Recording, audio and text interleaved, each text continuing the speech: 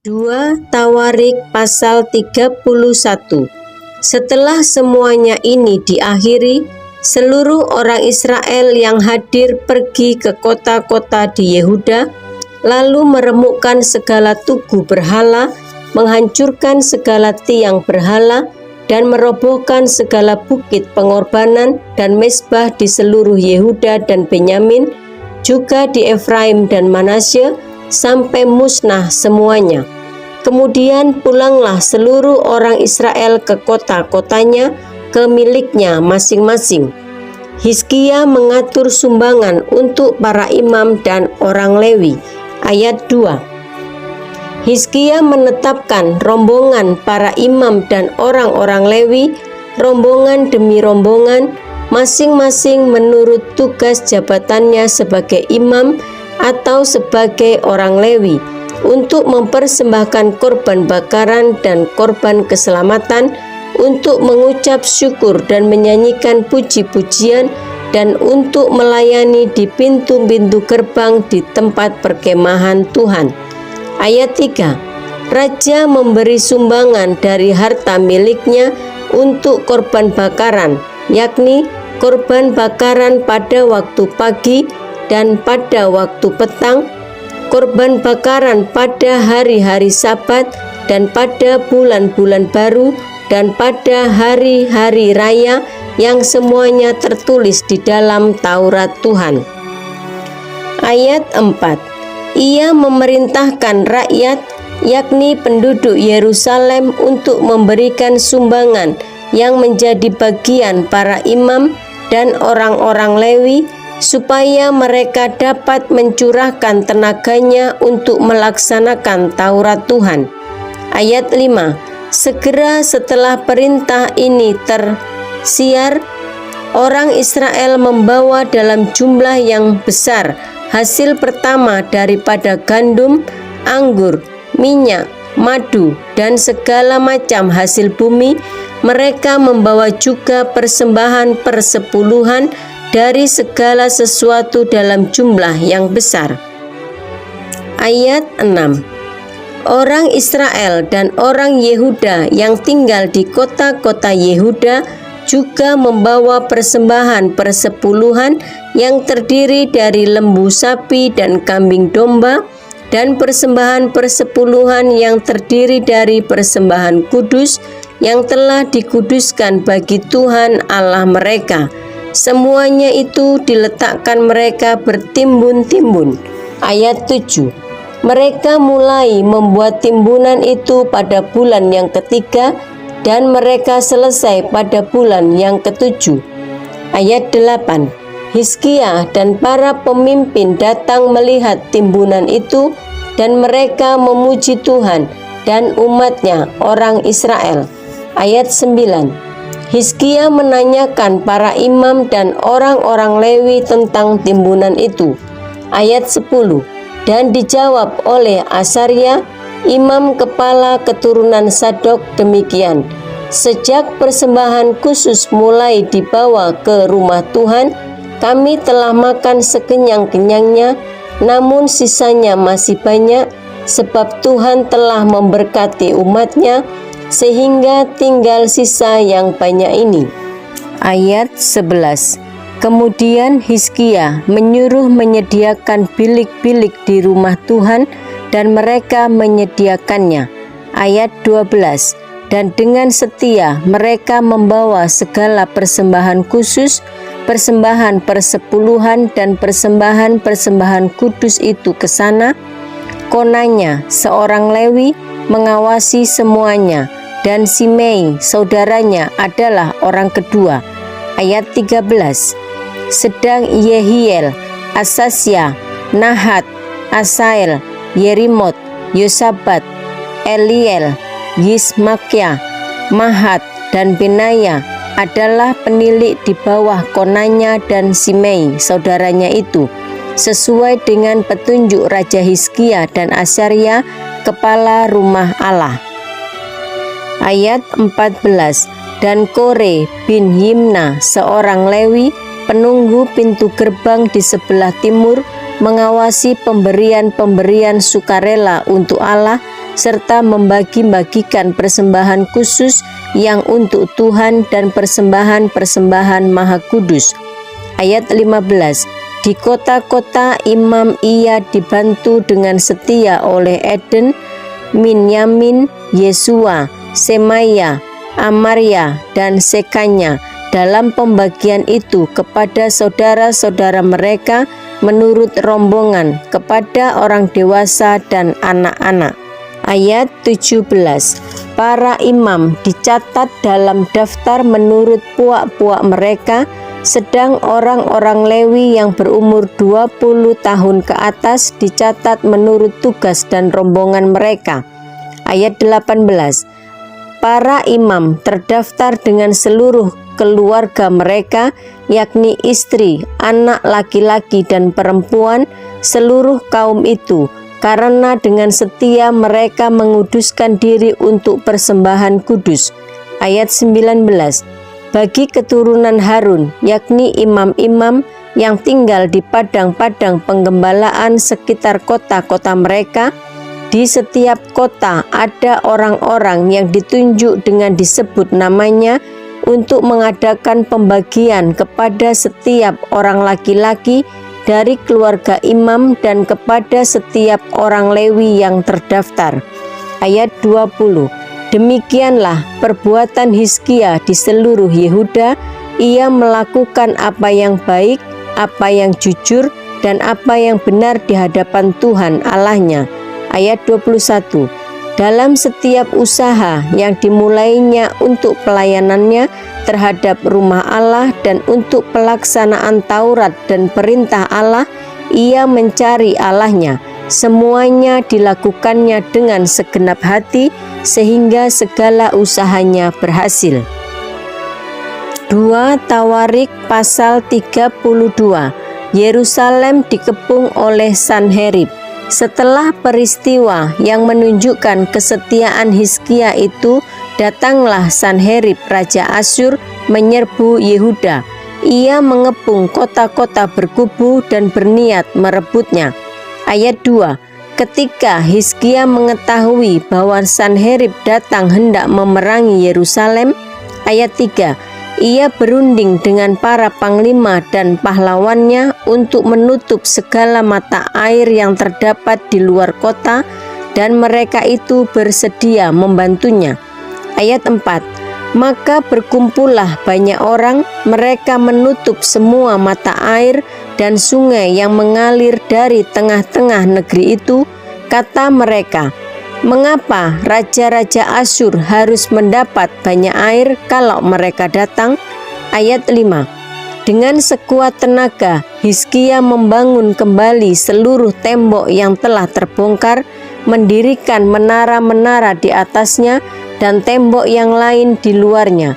Ia memperkuat juga Milo di kota Daud dan membuat lembing dan perisai dalam jumlah yang besar. Ayat 6.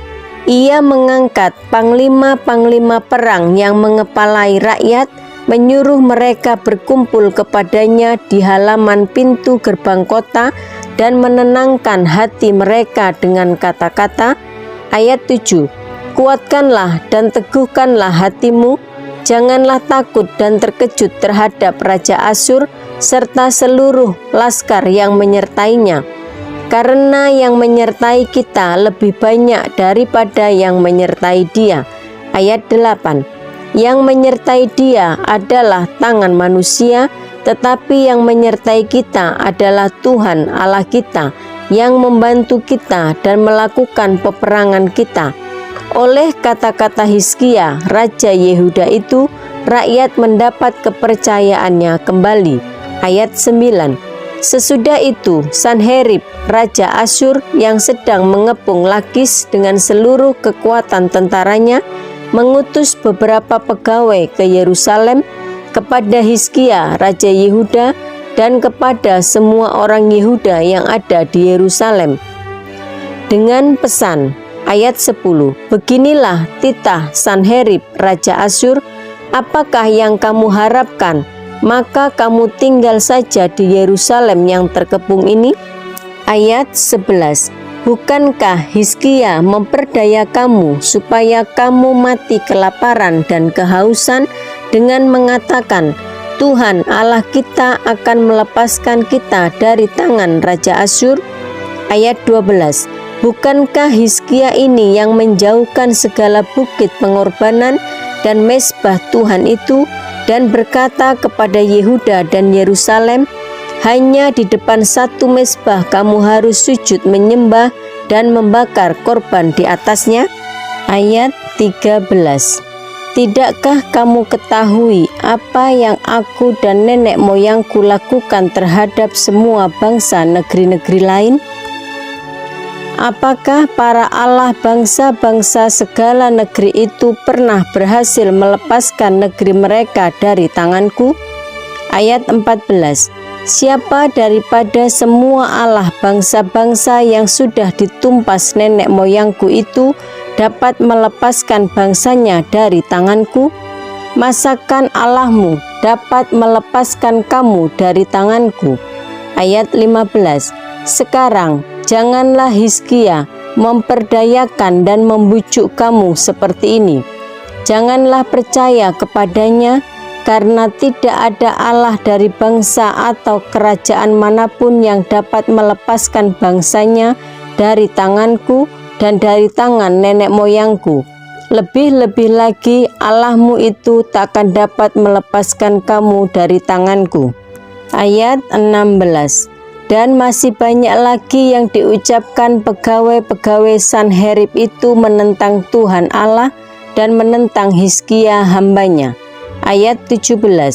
Ia menulis juga surat yang penuh cela dan hujat terhadap Tuhan Allah Israel, bunyinya, sebagaimana para allah bangsa-bangsa segala negeri lain tidak dapat melepaskan bangsanya dari tanganku, demikian pula Allah Hizkia takkan dapat melepaskan bangsanya dari tanganku. Ayat 18. Dan mereka berseru dengan suara nyaring dalam bahasa Yehuda kepada rakyat Yerusalem yang ada di atas tembok untuk menakutkan dan mengejutkan mereka supaya mereka dapat merebut kota itu. Ayat 19. Mereka berbicara tentang Allah Yerusalem seperti tentang para allah bangsa-bangsa di dunia adalah buatan tangan manusia. Yerusalem luput dari tangan Sanherib. Ayat 20. Tetapi oleh karena itu Raja Hizkia dan Nabi Yesaya bin Amos berdoa dan berseru kepada surga. Ayat 21. Lalu Tuhan mengirim malaikat yang melenyapkan semua pahlawan yang gagah perkasa, pemuka dan panglima yang ada di perkemahan Raja Asyur, sehingga ia kemalu-maluan kembali ke negerinya. Kemudian ia ditewaskan dengan pedang oleh anak-anak kandungnya sendiri ketika ia memasuki rumah Allahnya. Ayat 22. Demikianlah Tuhan menyelamatkan Hizkia dan penduduk Yerusalem dari tangan Sanherib Raja Asyur dan dari tangan semua musuhnya, dan ia mengaruniakan keamanan kepada mereka di segala penjuru. Ayat 23. Banyak orang membawa persembahan ke Yerusalem untuk Tuhan dan barang-barang berharga untuk Hizkia Raja Yehuda itu. Sejak itu ia diagungkan oleh semua bangsa. Tahun-tahun terakhir dari pemerintahan Hizkia. Ayat 24. Pada hari-hari itu Hizkia jatuh sakit sehingga hampir mati. Ia berdoa kepada Tuhan dan Tuhan berfirman kepadanya dan memberikannya suatu tanda ajaib. Ayat 25. Tetapi Hizkia tidak berterima kasih atas kebaikan yang ditunjukkan kepadanya, karena ia menjadi angkuh, sehingga ia dan Yehuda dan Yerusalem ditimpa murka. Ayat 26.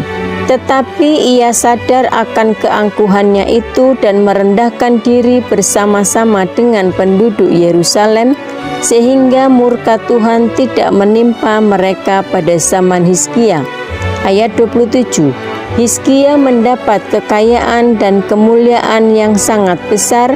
Ia membuat perbendaraan untuk emas, perak, batu permata yang mahal-mahal, rempah-rempah, perisai-perisai, dan segala macam barang yang indah-indah. Ayat 28. Juga tempat perbekalan untuk hasil gandum, untuk anggur dan minyak, dan kandang-kandang untuk berbagai jenis hewan besar, dan kandang-kandang untuk kawanan kambing domba. Ayat 29. Ia mendirikan kota-kota, memperoleh banyak kambing domba dan lembu sapi, karena Allah mengaruniakan dia harta milik yang amat besar. Ayat 30. Hizkia ini juga telah membendung aliran Gihon di sebelah hulu dan menyalurkannya ke hilir ke sebelah barat ke kota Daud. Hizkia berhasil dalam segala usahanya. Ayat 31. Demikianlah juga ketika utusan-utusan raja-raja Babel datang kepadanya untuk menanyakan tentang tanda ajaib yang telah terjadi di negeri. Ketika itu Allah meninggalkan dia untuk mencobainya, supaya diketahui segala isi hatinya. Ayat 32. Selebihnya dari riwayat Hizkia dan perbuatan-perbuatannya yang setia, sesungguhnya semuanya itu tertulis dalam penglihatan Nabi Yesaya bin Amos dalam kitab Raja-Raja Yehuda dan Israel. Ayat 33. Kemudian Hizkia mendapat perhentian bersama-sama dengan nenek moyangnya dan dikuburkan di pendakian ke pekuburan anak-anak Daud. Pada waktu kematiannya, seluruh Yehuda dan penduduk Yerusalem memberi penghormatan kepadanya. Maka Manasye anaknya menjadi raja menggantikan dia. 2 Tawarik pasal 33. Raja Manasye. Manasye berumur 12 tahun pada waktu ia menjadi raja, dan 55 tahun lamanya ia memerintah di Yerusalem. Ayat 2. Ia melakukan apa yang jahat di mata Tuhan, sesuai dengan perbuatan keji bangsa-bangsa yang telah dihalaukan Tuhan dari depan orang Israel.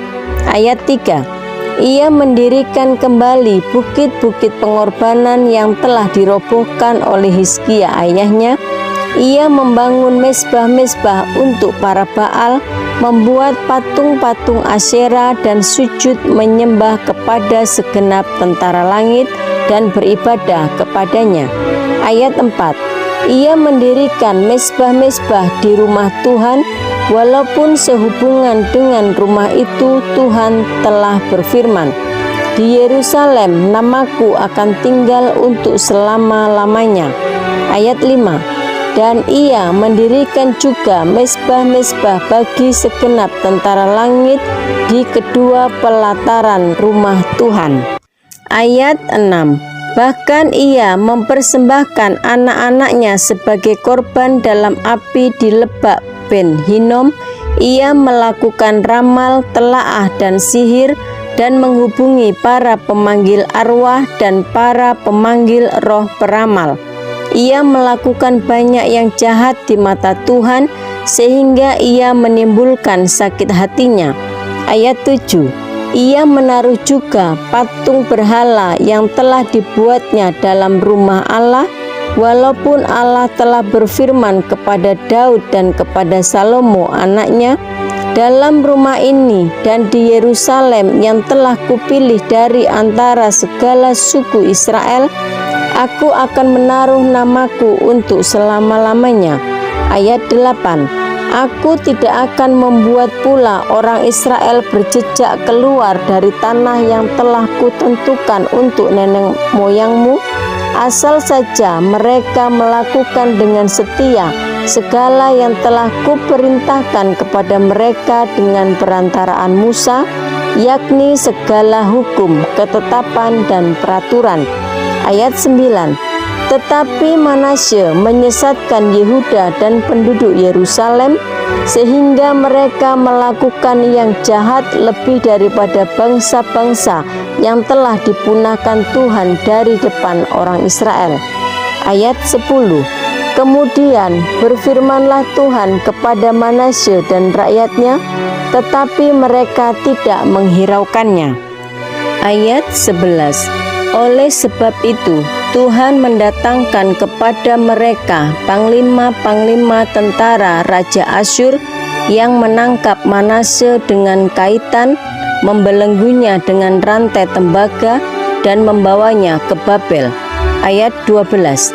Dalam keadaan yang terdesak ini, ia berusaha melunakkan hati Tuhan Allahnya. Ia sangat merendahkan diri di hadapan Allah nenek moyangnya. Ayat 13. Dan berdoa kepadanya, maka Tuhan mengabulkan doanya dan mendengarkan permohonannya. Ia membawanya kembali ke Yerusalem dan memulihkan kedudukannya sebagai raja, dan Manasye mengakui bahwa Tuhan itu Allah. Ayat 14. Kemudian ia mendirikan tembok luar pada kota Daud di sebelah barat Gihon di lembah sampai dekat pintu gerbang ikan mengelilingi Ofel. Tembok itu dibuatnya sangat tinggi. Ia menempatkan juga panglima-panglima perang di tiap kota kubu di Yehuda. Ayat 15. Ia menjauhkan allah-allah asing dan berhala dari rumah Tuhan, juga segala mezbah yang didirikannya di atas gunung rumah Tuhan dan di Yerusalem, dan membuangnya keluar kota. Ayat 16. Ia menegakkan kembali mezbah Tuhan, mempersembahkan korban keselamatan dan korban syukur di atasnya, menyerukan kepada Yehuda untuk beribadah kepada Tuhan Allah Israel. Ayat 17. Walaupun demikian, rakyat masih mempersembahkan korban di bukit-bukit pengorbanan, tetapi hanya kepada Tuhan Allah mereka. Ayat 18. Selebihnya dari riwayat Manasye, doanya kepada Allahnya dan ucapan-ucapan para pelihat yang berkata-kata kepadanya dengan nama Tuhan Allah Israel, sesungguhnya semuanya itu terdapat dalam riwayat raja-raja Israel. Ayat 19.